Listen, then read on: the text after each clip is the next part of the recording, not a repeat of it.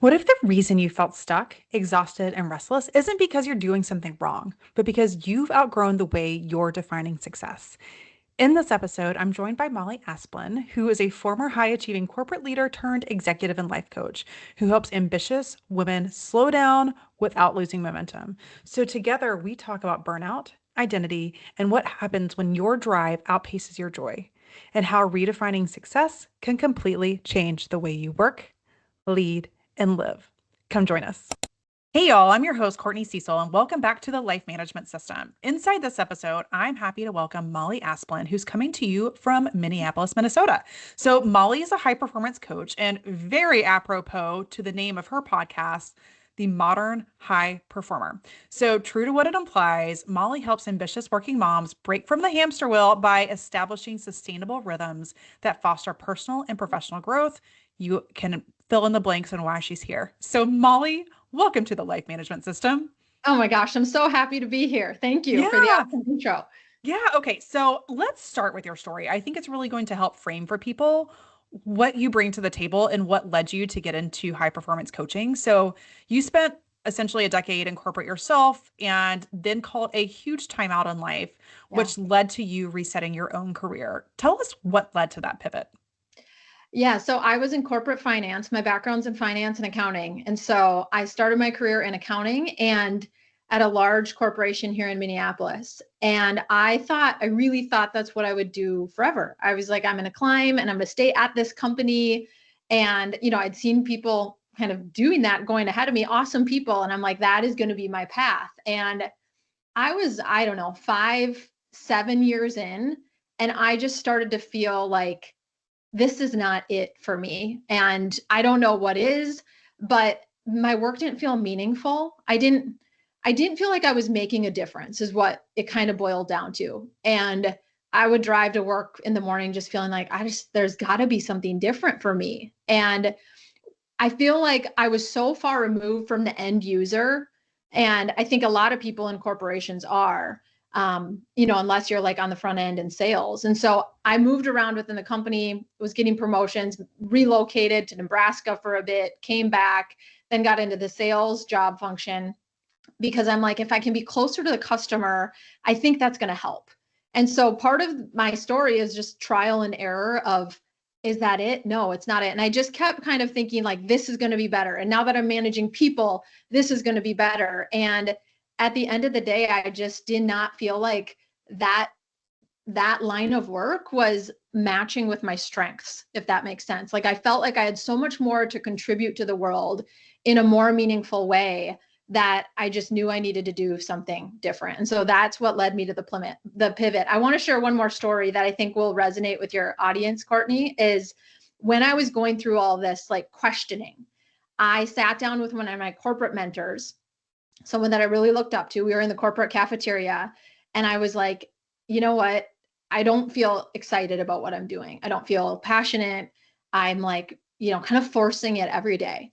And I said, do you think I can learn to cultivate passion better or, keep moving around in the company and find something that I am passionate about? And she looked me dead in the eye and she said, no, I don't think you can. Like I don't think you can fake it or force it. And that conversation, she didn't say like, no, you should leave. Right. But it just gave me permission to be like, I'm not going to find what I'm looking for here. And maybe it's time to pivot, to change, to do something different. And so, yeah, that's really what led me down the pivot to ultimately entrepreneurship. But that's my some of my corporate background. Yeah, what I think that I want to pick apart there for a second, Molly, and Yeah. just call out is the fact that you were saying that you value purpose. Like you value something bigger than just the paycheck. And that's not everybody, and that's okay. So most of my listeners have heard me talk about this many, many times, but I'm a believer that what you value is what you prioritize. And when you are clear on what to prioritize, that's when you know how to spend your resources being your time, your money, and your energy. And you were saying, I value purpose more than anything right now. And a paycheck is not going to fulfill that. So some people that are tuning in will probably value being able to have a 9 to 5, close up work for the day, and know they can be super present at home. You and I both know entrepreneurship is not that. Right. um, Yeah. and neither of those are wrong. But when you're clear in what you value, it helps set you free. It helps serve as your compass on the life decisions you do need to make. So one of those life decisions for you ended up being you leaving because you were saying, at first in your career, you're like, I believe that high performance is equated with moving up in the organization. I want to be one of those people. And then you got to a point where you realized, you know what? That's really not me. So, what does high performance mean to you today, then, Molly? And how has that evolved as both a mom and a business owner? Yeah, I love that you like recognize the theme of purpose because you're right. I'm very purpose driven and paycheck driven. It's a both for me, but I do think like meaning in my work is very important to me. And I think everyone has, values to your point, Courtney, on what they value most about their work. And I think it's good to get familiar with that and really know, why am I doing this? And does it make sense? I think high performance is all about striving satisfied. And so what I mean by that is you are growing, achieving, climbing, if that's valuable to you, moving around within the company, whatever it might look like, leading your team while you are improving your level of well-being, yes, in your health and your energy, and also in your relationships. Because the research is there, it's been studied extensively. The highest performers are actually not the ones who are burning out or who are giving away their time for free. They have a high level of energy and endurance that they are sustaining throughout the seasons. They actually put a very high value on their relationships with others. They're not, their marriage isn't in jeopardy. They're spending time with the people who matter most. And so that's really what it means to me is, yes, I'm growing and I have a lot of goals and I am purpose and paycheck driven, and I am living a healthy life and taking care of the people around me. And yes, it's trade-offs and it's delegation in some cases, but that's what high performance is to me. Yeah, I love that. And I imagine that most people that are tuning in also inherently relate to this because they're high performers. Nobody's going to listen. Oh, I shouldn't say nobody, but few people are going to listen to this that actually don't care about being their best selves. That's why they're tuning in because they do care about being their best selves. Same with you and your podcast.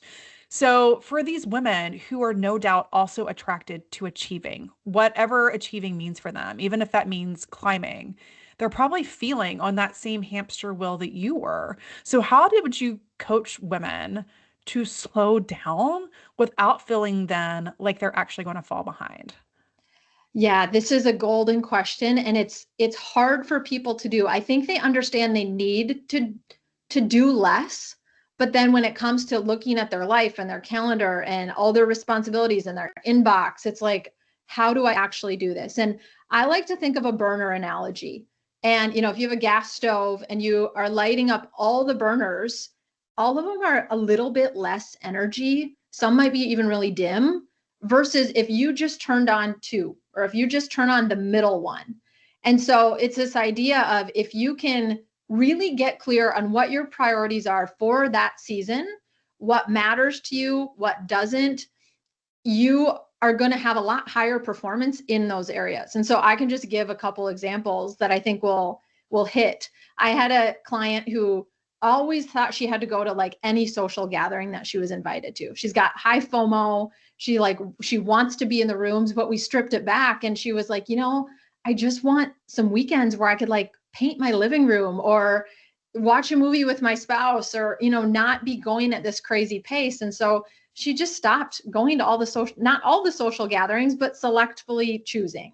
I had another client who was just connected all the time because she thought she was going to get behind. She needed to know what was on her calendar, for the day. And so she was always on her laptop at breakfast. She's got 3 young kids. And she's like, I just start the day so reactively because I have my laptop out at the breakfast table. And I was like, can we stop doing that? And listen, to the outsider, maybe it's like, well, duh, stop doing that. But when you're in it, you've just formed all these habits and these routines around this go, go, go autopilot mode. And it's hard sometimes to see that. So anyway, she no longer has her laptop at breakfast and she doesn't look at email until she actually starts her work day. And now, when she responds or when she plans her day for the morning, it's much more quality work. Because when you're shooting off an email at the breakfast table, it's not good anyway, right? And your kid is screaming and you're like, oh, hang on. And so I think it's just starting to really get clear on what's important with these priorities. And then you realize like, oh, I'm actually not slowing down, I'm getting a lot more higher performing in the areas I care about. Yeah. Sometimes too, you just need somebody to give you permission. And I think that's what you did for her, Molly, is you gave her permission to say, you know what? You don't have to do this to still be successful. No, no. Yeah, exactly. So for people that are like the client you talked about who wanted to scale back on her weekends, what advice would you give to someone who's craving less, whether that be at work or otherwise, but Yeah. they're afraid to step off that hamster wheel or step off that go mode because they don't want to lose their competitive edge or come across as less ambitious? What would you say to them? Yeah, I think first it's giving yourself just some time to think about this. And if you're listening to this podcast, it means you care. And I know you can carve out the time to do this. But I think a lot of times we're closed minded. And so then we're not even coming up for air. We've just kind of adopted this mindset of this is how it has to be, or this is what my life requires. And I would really ask yourself, like, when is a day in the last month where you have felt most purposeful? This is a question I ask my clients, and usually they will respond to it in a way that's like, that's what we want to create more of. And so a lot of women will say things like, oh, it was when, I had like an hour by myself and I was just kind of going at a slower pace, or I got to go for a run, or I went to a yoga class, or I had really good quality time with my kid, or everything I was doing at work, like I was present, I was there, I was prepared for the meeting. And there's usually a component of presence. For a lot of women, there's a component of like, I can hear myself think, or, I'm not just like going reactively. And I think it's like, what do you need to do to create more of that for yourself? And then reverse engineering it, because you will never get out of go mode unless you start to just strip back.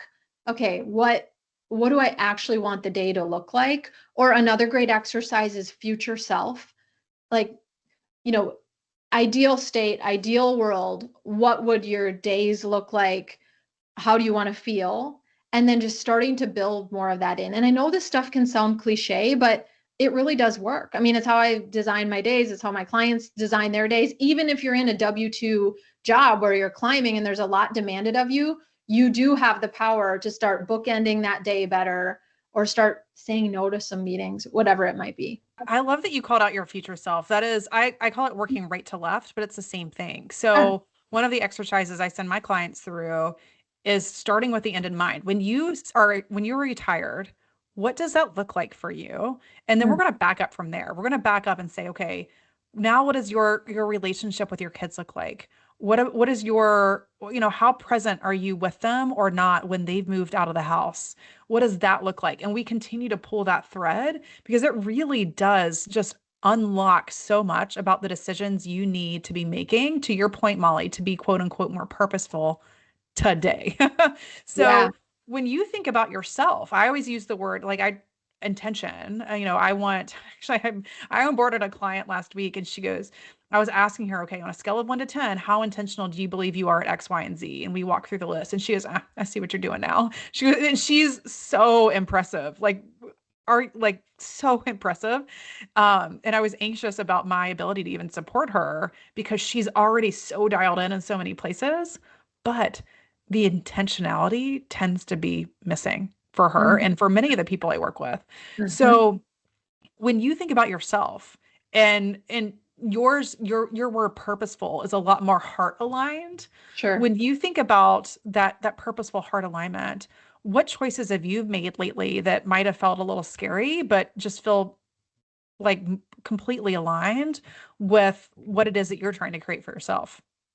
Yeah, that's such a good question. And I was reflecting back on this, and a couple years ago, I made the decision to move to a 4-day work week. And so I have 3 young kids, they're 7, 5, and 2. My oldest is now in school, but every Friday I'm with the 2 youngest. And it was really difficult for me to understand, like, will I lose performance edge? Will I lose productivity if I'm not working on Friday? Can I set the boundary so that I'm not just like, going back and forth all day on Friday? Because there's nothing worse than that as a working mom. I don't think I don't operate well doing that, kind of fragmented work. And so I had to, yeah, just look at what do I value most in this season? Because I kind of felt like the years were just passing me by. And I'm like, I do want a little bit more quality time with the kids and maybe get some like house stuff done on Fridays. Anyway, so I've been doing that for the last 2 years, and I've really embodied it and settled into it. But it was hard. It was really hard because I'm, used to like going, all day, all week long. But then to piggyback off that and to hopefully paint this whole picture of like success can be what you want it in each season. Next year, my middle daughter goes to school, so 2 are in school, and we're actually going to move back to 5 days a week, 5 days a week daycare. There'll be shorter days, but because it just feels right to me. And so I allow myself to change and flex through the seasons, and just give yourself permission to know, like, this feels right for the season, and that felt right for the last 3 years. And now I'm kind of excited to like go back into my 5-day schedule in a new way, because I'm a different person than I was 3 years ago too. Yeah, I have personally, this sounds crazy to most people, because a 4-day work week does sound more attractive to most. I am the exact opposite. I do 6 Okay. and sometimes even 7, but that's because my days are just so short. Sure. And that allows me to be present, but it's just another example of how it's not about what other people do. It's about No. what matters to you and the intentional decisions you need to make that align with your life, because they're Yes, all different. exactly. Okay, so let's reset the conversation a little bit. And I would like to talk about my audience who is mostly tuning in because they already feel so drained. Hmm. So, like, what would you say, or where would you recommend you'd start around how to build a map for themselves around identifying what's wrong and how they might be able to climb their way out? Yeah, I think you need to understand where are you drained, right? So if you can talk to yourself even out loud or write it down about literally what drains you throughout the day. Is it that, you wake up and you feel like you're already behind? Is it that you're stacked with meetings all day long and you feel like you have no time to actually do your work? Is it that your manager is creating a really hard environment and that it doesn't feel good? Is it that the weekends are overloaded with kids' activities and you don't have time to connect with girlfriends or to connect with yourself? Like, I think a lot of us aren't even taking the time to understand what is causing the drain. And like, drain is such a broad term, and I love it. I think a lot of us say this, but it's like, what is causing that? And then what can you do to start to alleviate it? And what comes to my mind is probably the main solve is recharge. And this has been studied extensively in high performance as well. The reason high performers are able to sustain and operate at a very high level and not get burned out is because they're actually building in periods of recharge on a daily, weekly, monthly, and annual basis. And so, daily, I'll give some examples. Daily, a lot of my clients, it is a workout. And some of them, it's like a wind down walk in the evening, or it's reading a book at night with no inputs and no distractions, no devices around. On a weekly basis, maybe it is you do something by yourself on a weekend for an hour. On a monthly basis, I had a client who's like, I'm gonna do the monthly facial. That really makes me feel elevated, recharged, good. And then I think a lot of us actually do the annual recharge, whether it's a vacation or whatnot, but making sure that is actually rejuvenating you and recharging you and you're coming home better. Sometimes you need a vacation from the vacation. And so I just think if you look at your week and there's no time for recharge built in, you will start to feel drained. And it's got to happen something small, even on a daily basis, and then maybe something a little longer on a weekly basis that actually allows you to refill. Yeah. So you have teed up an invitation that I would like to put forward right now. If that is you and you are tuning in now and you do not have anything scheduled to recharge, I would love for you to join me at my very first inaugural um, retreat. So Mhm. the whole retreat is a luxury women's event for working moms. It is happening the first week in February in West Palm Beach, Florida, because that's where the sun is. We're going to chase the sun. Wow. But more than anything, it is an invitation to recharge. That is how we designed it. It is an opportunity for you to pour into yourself.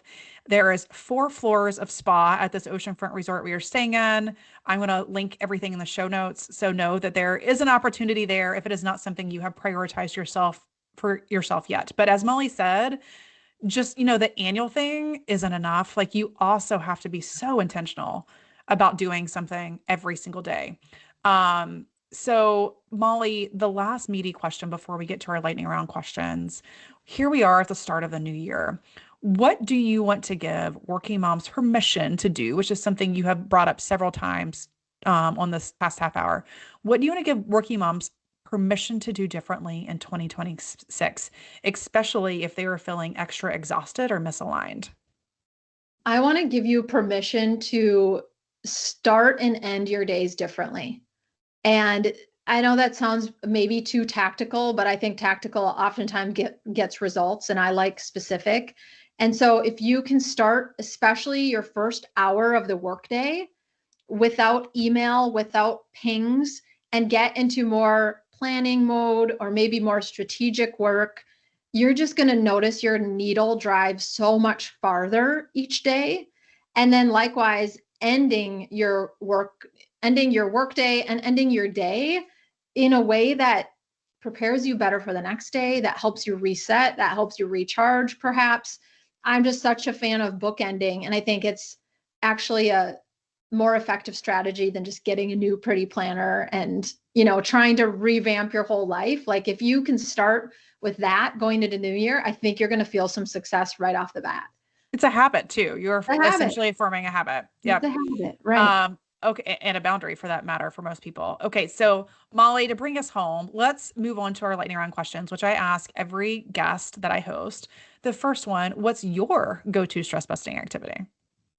I love running. I'm a runner, and so like sometimes if I even need to like de-stress in the middle of the day, I'll go out like quick 20 minutes and just like finish my day in my workout clothes. But running is a good de-stressor for me. I love that. Okay, Yeah. second, what's the last book or podcast you really loved? I read a book recently called The Science of Scaling by Dr. Benjamin Hardy. Very, very good business book, but really good for anyone in leadership or scaling a business, wanting to think about it differently. Phenomenal read. I'm a big fan of his. Have not read that. I've only read some of his partnership books, so I will Yeah, add that to my list. awesome. Okay. If you could wave a magic wand, what task would you eliminate forever? Unloading the dishwasher. I can appreciate that. The I good just news, like Molly, it's is your always kids are there. It's almost always there. full. That well, your kids are almost at that age, so you You're right. almost You're right. get to get I rid of can that. start delegating that very soon. I Yeah, probably could to my 7-year-old. There's no reason to exactly. do that. Exactly. Okay, and very last question. How can people reach you? Yeah, they can go over to the Modern High Performance podcast. That's probably the best place, the Modern High Performer. We just did a rebrand over there. We talk a lot about working mom leadership, modern day workplace. I think you'll love it. And otherwise, LinkedIn, Instagram, either one is a great place to find me. My website is mollyasplin.com as well. Okay, perfect. Well, Molly, it has been an absolute pleasure getting to have you here. I will link all of the ways that people connect with you. I will link the retreat. It is not too late. There is a month left for you to sign up. So come join us in Florida. But until next time, friends, if nobody's told you lately, you're doing a great job. You've got this, Mama.